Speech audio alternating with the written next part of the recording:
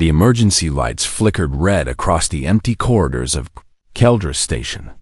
Dr. Emily Park moved carefully through the darkness, her flashlight cutting through the dust that floated in the stale air. Behind her, Sergeant David Kim kept his weapon ready, his eyes scanning every shadow.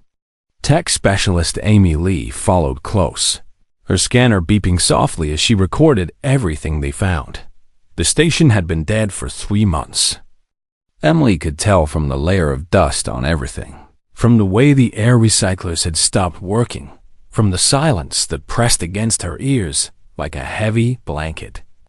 The Valori Consortium had abandoned this place in a hurry. They had left behind equipment worth millions of credits, food supplies still sealed in their containers, and personal belongings scattered across the floor like the owners had simply vanished. Emily had seen many abandoned places in her 5 years with the United Earth Relief Corps. She had walked through war zones and disaster sites across a dozen worlds. But something about this station felt different. Something felt wrong. The Valori don't abandon stations, David said quietly, voicing what everyone was thinking. They calculate everything down to the last credit. Leaving all this behind doesn't make sense. Amy checked her scanner again. According to records, they reported a parasitic outbreak in their livestock section. Standard protocol would be to contain and eliminate. Instead, they just left. Emily stopped at a large door marked with Valori warning symbols. Her translator implant processed the alien text. Biological hazard. Quarantine zone. Do not enter. She pressed her hand against the door panel. It was cold and dead, but the manual release still worked. The door groaned open, revealing a massive cargo hold beyond. The smell hit her first. It was the smell of sickness, of decay, of something alive but barely holding on. Emily covered her nose and stepped inside, her flashlight sweeping across rows of empty cages. Whatever livestock the Valori had kept here was long gone, either dead or released when the station was abandoned. But then she heard it. A sound so weak she almost missed it. A rattling breath, followed by a soft whimper. Emily moved toward the sound, ignoring David's warning to stay back. She pushed past stacked crates and broken equipment until she reached the far corner of the hold. And there, chained to the wall with heavy metal restraints, she found it. The creature was massive, easily the size of a tiger from Earth. It had 6 powerful legs, though 3 of them hung limp and useless.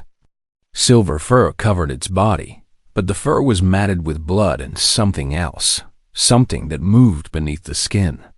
Emily felt her stomach turn as she saw the parasites, dozens of them, writhing under the creature's flesh like living nightmares. But it was the eyes that stopped her heart. Golden eyes, large and intelligent, filled with more pain than any living thing should have to bear. Those eyes looked up at Emily, and in them she saw something that transcended species and language. She saw a plea, a desperate final hope. "It's a Karathi," Amy whispered from behind her, her voice shaking. The Valori use them as guard animals. They're supposed to be incredibly dangerous. David raised his weapon. "We should put it down. Look at it. It's suffering. And those parasites could be contagious." Emily knelt beside the creature. It flinched at first, expecting pain, expecting cruelty. But Emily moved slowly, carefully, letting the Karathi see her hands, letting it understand she meant no harm. She reached out and gently touched its head, feeling the fever burning beneath its skin. The Karathi made a sound, something between a purr and a cry. It pressed its head against Emily's hand, seeking comfort it had probably never known from the Valori who owned it. The chains rattled as it tried to move closer to her, but the restraints held it in place. "They left it here to die," Emily said, her voice tight with anger. "They chained it up and walked away. They didn't even give it a quick death. They just left it to suffer." David lowered his weapon slightly. "Emily, I understand how you feel. But we can't save everything. The protocols are clear about parasitic infections. We don't have the resources or the knowledge to treat an alien species. Emily looked at the Karathi. It looked back at her. In that moment, something passed between them, something that neither of them could explain. A connection. A promise. I'm not leaving it, Emily said firmly. Help me get these chains off. Amy stepped forward hesitantly. The parasites are Velkith. The Valori created them to make their livestock easier to control. They're not supposed to be lethal, but these have mutated. The Karathi's immune system is failing. Even if we free it, it probably won't survive the night. Emily was already working on the restraints. Then we better move fast. It took 20 minutes to break the chains. The Karathi was too weak to stand on its own, so David and Emily had to support its weight between them. It was heavy, nearly 600 pounds of muscle and bone. But it tried to help, tried to move its working legs, even though every step must have been agony.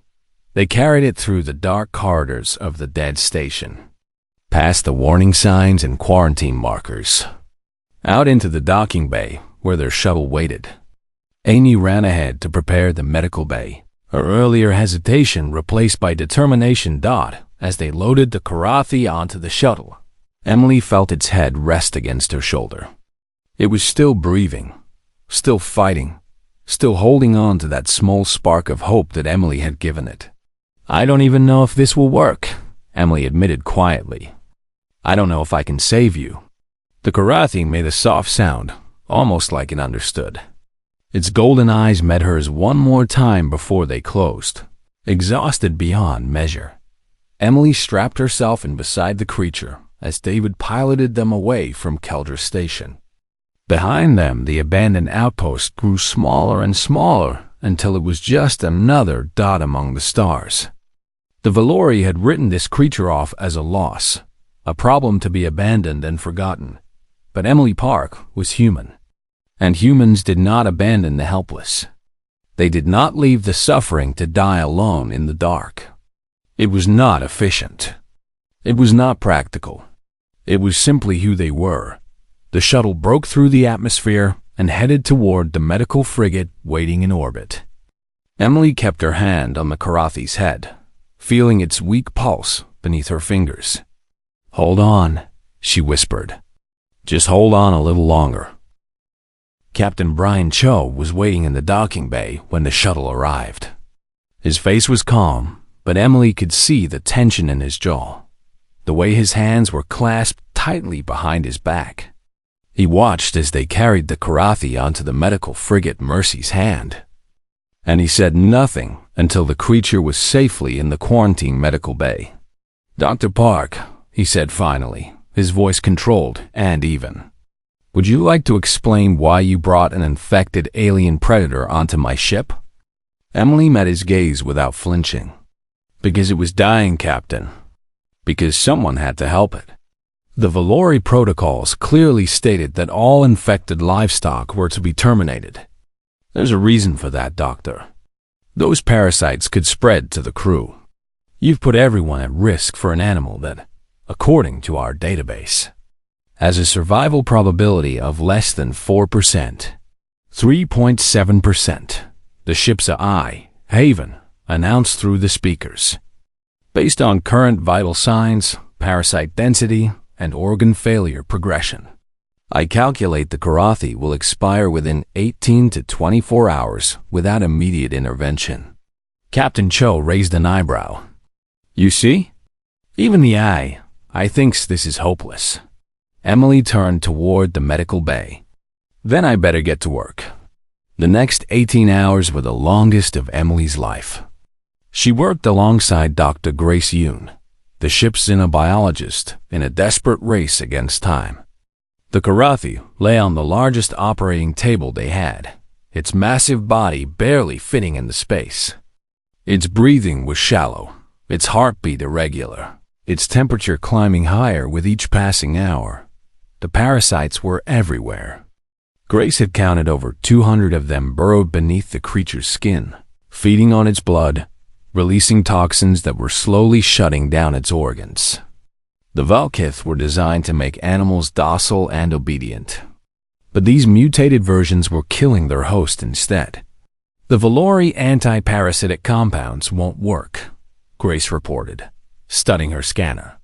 The parasites have evolved resistance. Their standard treatments are useless. Emily looked at the writhing shapes beneath the Karathi's skin. Then, we try something they never considered. Human medicine. Grace blinked in surprise. Human antibiotics? On an alien species? We have no idea how it will react. The chemistry is completely different. We have no other choice. Emily pulled up her medical supplies on the computer. Humans have been fighting parasites for thousands of years. We've developed compounds that the Valori have never seen because they considered our medicine too primitive to study.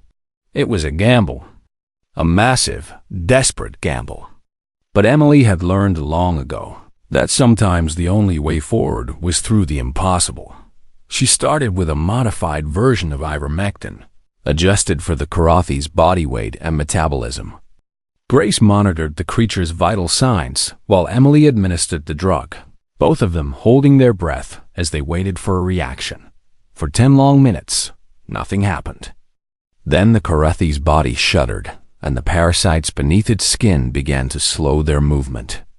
They were not dead, but they were weakened. "It's working," Grace whispered. "Emily, it's actually working." But weakening the parasites was only the first step. They still needed to remove them, one by one, before they could cause more damage. Emily picked up her surgical tools and began the careful, exhausting process of extraction. Each parasite had to be located, isolated, and carefully removed without damaging the surrounding tissue. Some were close to the surface, easy to reach. Others had burrowed deep into muscle and organ, requiring precise incisions and steady hands. Emily worked hour after hour, her back aching, her eyes burning, her fingers cramped from gripping the surgical tools. David brought her coffee at hour 6. Amy brought her food at hour 10, which Emily barely touched. Grace took over for short periods, allowing Emily brief rests. But Emily always returned to the table, always continued the work. At hour 14. The Karathi's heart stopped. Emily felt the world freeze around her. The monitors screamed their alarms, the flat line stretching across the screen like a final judgment. Grace reached for the emergency kit, but Emily was already moving, pressing her hands against the creature's chest, beginning compressions. "Come on," she growled through gritted teeth. "You didn't survive that station just to die here. Fight." She compressed again and again, putting her entire body weight into each push. The Karathi's chest rose and fell with her efforts, but the heart remained still. Grace prepared the defibrillator, adjusting it for the alien physiology, and pressed the paddles against the creature's side. Clear.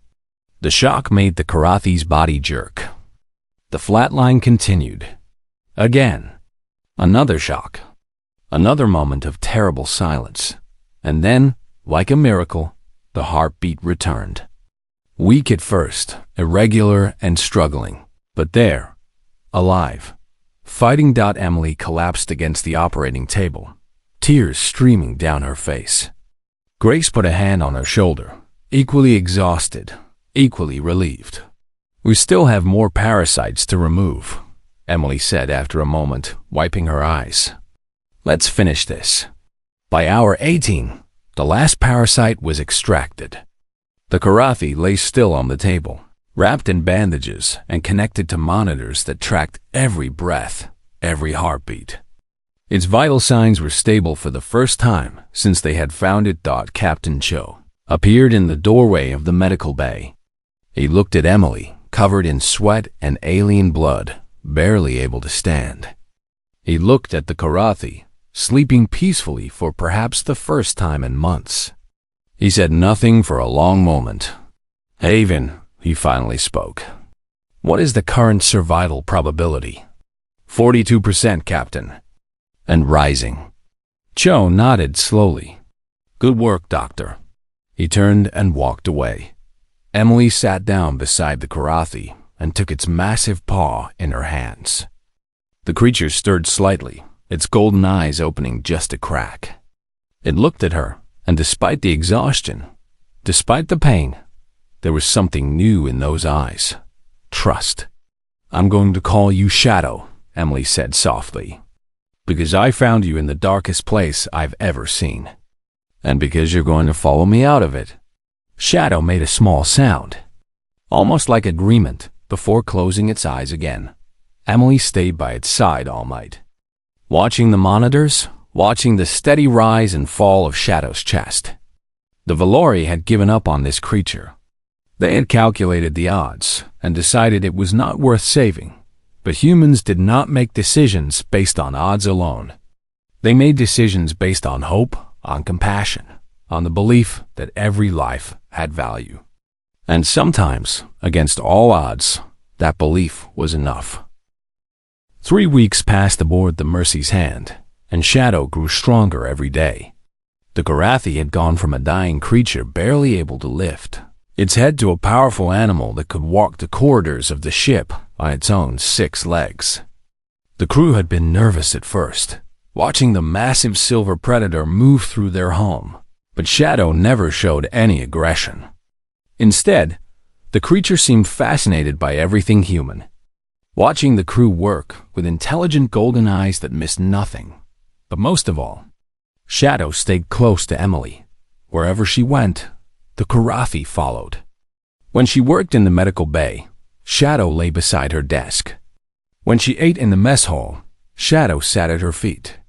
When she slept in her quarters, Shadow curled up on the floor beside her bed, its warm body radiating heat like a living furnace. At first, Emily worried that Shadow was simply afraid to be alone after its time on Keldra Station.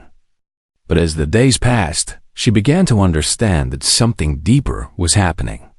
Shadow was not just following her out of fear. Shadow had chosen her. Dr. Grace Yoon spent hours studying the Karathi, running tests and analyzing behavior patterns. One evening, she called Emily to her lab with excitement in her voice. "I've been comparing Shadow's brain scans to our database of known species," Grace explained, pointing at the holographic images floating above her desk. The Valori classified Karathi as simple animals, barely above livestock intelligence. But Emily, they were wrong. Completely wrong. Emily looked at the brain scans. "What do you mean?" "Karathi neural complexity is comparable to Earth's great apes. Maybe even higher in some areas related to emotional processing and memory." Grace pulled up another image. "They form deep social bonds. They remember kindness and cruelty for their entire lives. They can learn, adapt, and even communicate through complex vocalizations and body language." Emily looked at Shadow, who was lying in the corner of the lab, watching them with those golden eyes. The Valori knew this? They must have. The research exists in their databases. They just didn't care. Grace's voice was bitter. To them, Karathi were tools, property. They deliberately used the parasites to keep them weak and obedient. They broke these creatures on purpose. That night, Emily had a nightmare. She was back in the war zone on Kepler 7, surrounded by burning buildings and screaming civilians. She was trying to save a child, but her hands were covered in blood, and she couldn't hold on. She watched the child fall, and she screamed. She woke up to warmth surrounding her. Shadow had climbed onto her bed, something the Karathi had never done before, and was wrapped around Emily like a protective wall of silver fur. The creature made a low, rumbling sound, almost like a purr, and pressed its head against Emily's chest. Emily realized she was crying. She buried her face in Shadow's fur and let the tears come, all the grief and guilt and pain she had been carrying for years. Shadow stayed perfectly still, offering silent comfort, asking for nothing in return. When morning came, Emily felt lighter than she had in a long time. The news of Shadow's rescue spread quickly through the galactic networks. Humans saving an abandoned alien creature was exactly the kind of story that captured public attention. Some species admired the compassion. Others questioned the wisdom of defying Valori protocols. But everyone was talking about it. The Valori Consortium responded with a formal complaint to Earth's governing body. The message was cold and precise, exactly as expected from the calculating aliens. They demanded the return of their property, compensation for the stolen livestock, and a formal apology for the violation of their quarantine protocols. Ambassador Michael Hahn read the complaint carefully before preparing his response. He was a patient man, known for his diplomatic skill and his ability to find peaceful solutions to difficult problems. But this time, his response was direct. To the Valori Consortium, he said in his official transmission, regarding your claim on the Karathi designated as Shadow. Under Section 14 of the Galactic Salvage Laws, any property abandoned without intent to recover becomes the legal possession of whoever retrieves it. Your station logs clearly show that all personnel evacuated with no planned return. Your cargo manifests list all Karathi as terminated losses. By your own records, this creature was abandoned and left to die. Therefore, Earth recognizes no Valori claim to this animal. Furthermore, we would like to suggest that if you wish to avoid similar situations in the future, you consider treating your living property with basic compassion. It is a concept humans have found quite useful. Sincerely, Ambassador Michael Hahn, United Earth Diplomatic Corps. The response was broadcast across every major news network in the galaxy. Some species laughed at the boldness. Others nodded in quiet approval. The Valori said nothing, but their silence spoke volumes. Meanwhile, on the Mercy's hand, Emily was making a discovery of her own. Shadow was learning to communicate. It started with simple things. A specific chirp when Shadow was hungry. A low growl when something made the Karathi uneasy. A rhythmic purring sound when Shadow was content. But as Emily paid attention, she realized there was much more. Shadow could understand human speech, responding to commands and questions with appropriate reactions. The Karathi could express complex emotions through combinations of sounds and body positions. One day, Emily was reading a report in her quarters when Shadow made an unusual sound. It was a series of short chirps followed by a long, low tone. Emily looked up to find the Karathi staring at the viewport, where stars streaked past as the ship traveled through space. "What is it, Shadow?" Emily asked. Shadow looked at her, then back at the stars, then made the sound again. And somehow, Emily understood. Shadow was asking where they were going. What lay beyond those distant lights? Emily sat beside the Karathi and put her arm around the massive silver neck. "I don't know exactly," she admitted. "There's always somewhere new, someone who needs help. That's what we do. We go where we're needed." Shadow made a soft sound and leaned against her. In that moment, Emily felt something she had not felt in years. She felt like she was home. The galactic community continued to watch and debate. Some called humans foolish for wasting resources on a single animal. Others called them admirable for valuing life so highly. But everyone agreed on one thing: these strange, soft, short-lived creatures from the small blue planet were unlike anything the galaxy had ever seen. And that was exactly what made them dangerous. Not their weapons, not their technology, their compassion. Because compassion, the Valori were beginning to realize, was a force that could not be calculated or controlled. It could only be felt, and once felt, it could never be forgotten. The distress signal came at midnight, ship time. Emily was sleeping with Shadow curled beside her bed when the alarm cut through the silence. Red lights flashed across the walls as Captain Cho's voice came through the speakers. Calm but urgent. "All hands to stations. We have received a distress call from Valori transport vessel Eternal Commerce. They are under attack by Red Talon pirates. Prepare for possible rescue operation. Emily was on her feet before the announcement finished. Shadow rose beside her, instantly alert, golden eyes sharp and focused. The Karathi could feel the tension in the air, could sense that something important was happening. In the command center, the situation was worse than Emily had feared. The Red Talon were one of the most brutal pirate factions in the sector, known for taking hostages and demanding impossible ransoms. When the ransoms were not paid, the hostages were never seen again. The Eternal Commerce is a civilian transport, Amy reported, her fingers flying across her console. 300 passengers, including 57 children. The pirates have taken control of the ship and are holding everyone in the main cargo bay. David studied the tactical display. Red Talon operates with cybernetic enhancement. Their soldiers are faster and stronger than standard humanoids. A direct assault would be costly. Captain Cho nodded slowly. And these are Valori civilians. The same Valori who demanded we return Shadow and called us primitive savages. He looked around the room. I want honest opinions. Do we risk our people for those who have shown us nothing but contempt? The room was silent. Emily could see the conflict on every face. The Valori had treated humanity as inferior. They had abandoned Shadow to die. They had filed complaints and made demands. By any logical calculation, helping them was foolish.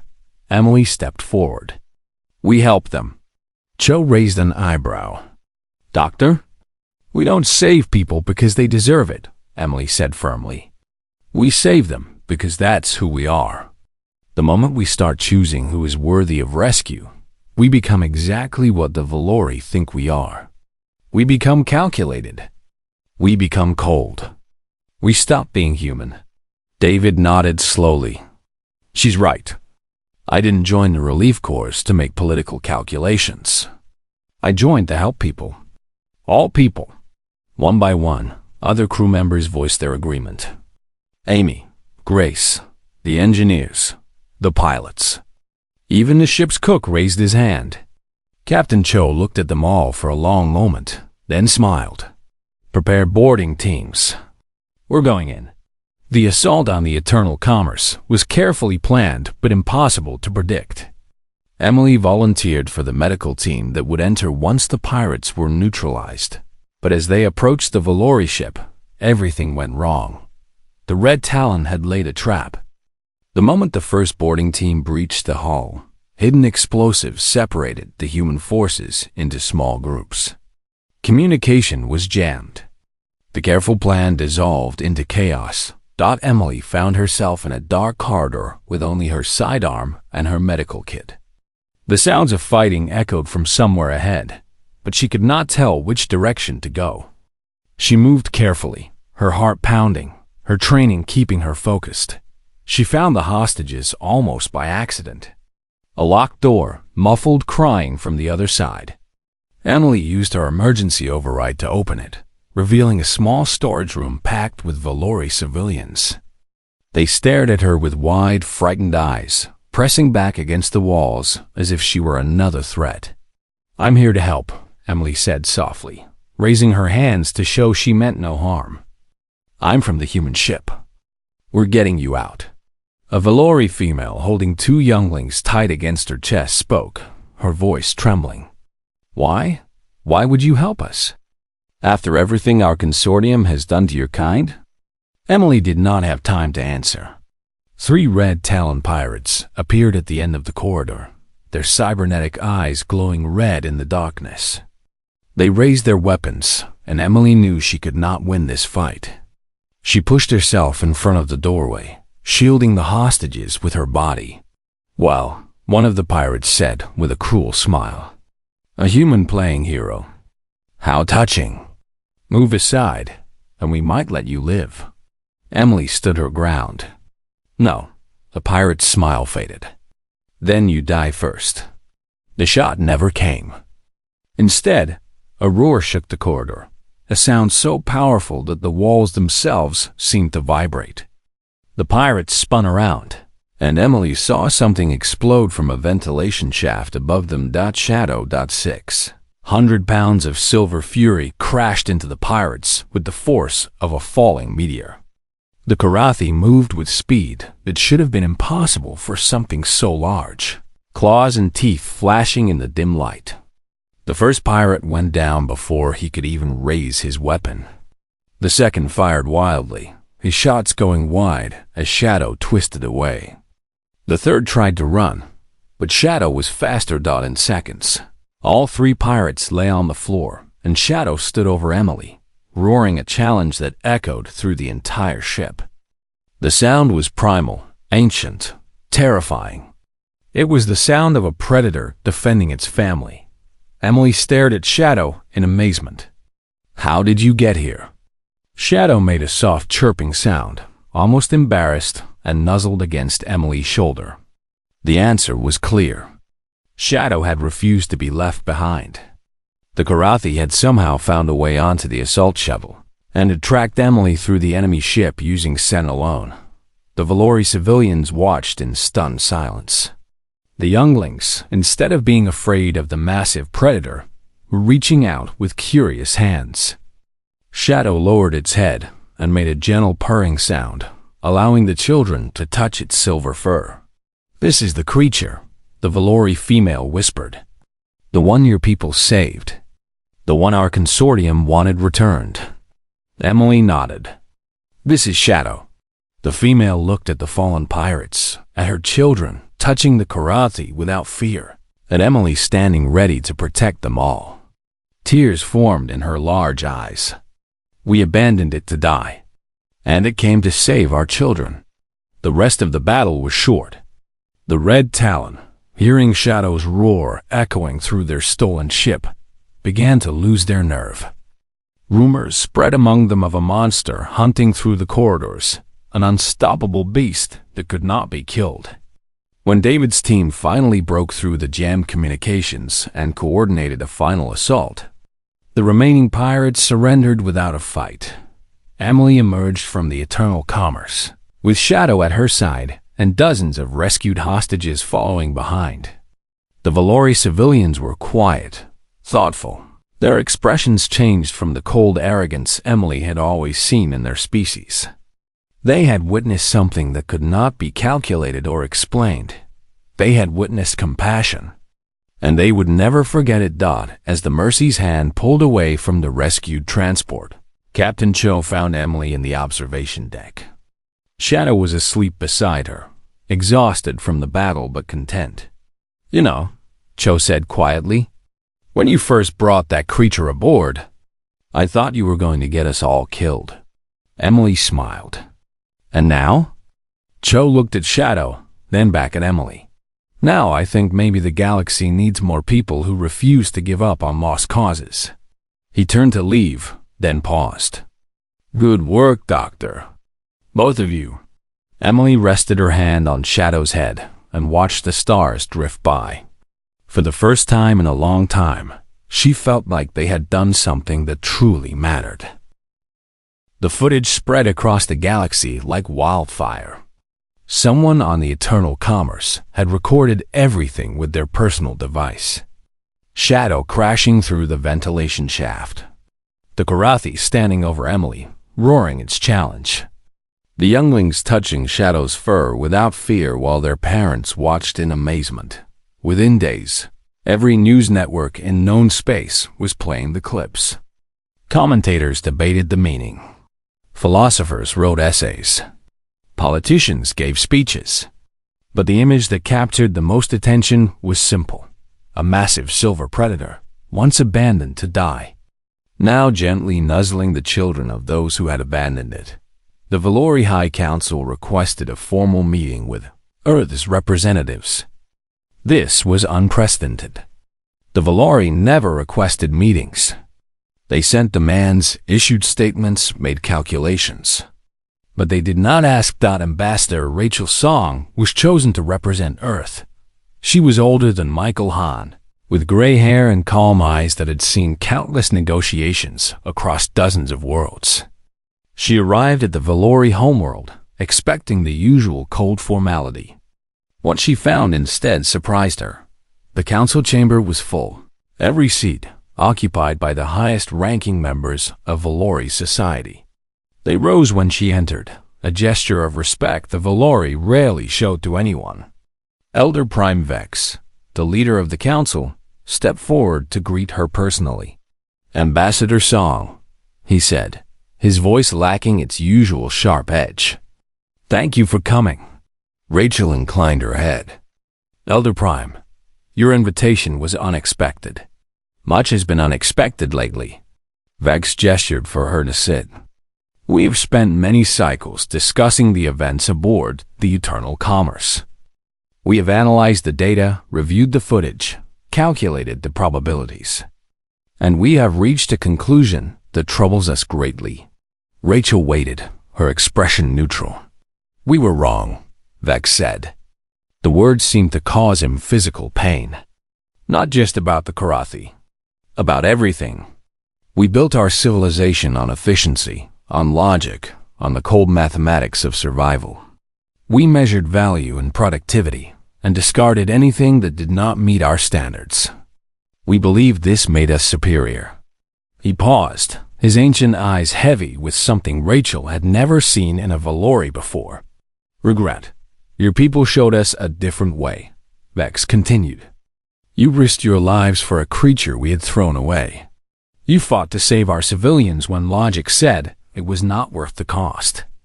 You treated our children with kindness when we had given you every reason to hate us." He shook his head slowly. "We do not understand it. We cannot calculate it. But we cannot deny it either." Rachel smiled gently. "It's called compassion, Elder Prime. It doesn't always make sense. But it makes us who we are." The council murmured among themselves. Finally, Vex spoke again. "We wish to offer Earth a place in the Valori Consortium. Not as a junior member, as we have offered before, but as equals. Full partnership, full voting rights, full access to our resources and technology." Rachel raised an eyebrow. "That is a generous offer. What do you ask in return?" Vex was quiet for a long moment. "Teach us," he said finally. "Teach us how to care about things that cannot be measured. Teach us how to see value in the broken and the abandoned. Teach us how to be more than machines that calculate loss and gain." His voice dropped low. "Teach us how to be alive." On the Mercy's hand, Emily knew nothing about the negotiations happening light years away. She had declined to attend the ceremony where she was to receive the Galactic Humanitarian Medal, the first human ever honored with the award. She told Captain Cho she was not feeling well. The truth was simpler. She did not do what she did for medals. She was in her quarters, sitting on her bunk with Shadow's massive head resting in her lap. The Karathi's eyes were half closed, content and peaceful. Emily was reading a report on her datapad, scrolling through pages of information that made her heart race. The door chimed, and Grace entered without waiting for permission. Her face was flushed with excitement. "Emily, you need to see this." Grace pulled up a holographic display. "We've been coordinating with independent researchers across the sector. There are more Karathi out there. Dozens of them, maybe hundreds, abandoned on stations and outposts just like Shadow was." Emily looked up from her datapad. "I know. I've been reading the same reports. The Valori have agreed to give us the locations. All of them. All of them." Grace was practically bouncing with energy. "They're calling it the Shadow Initiative.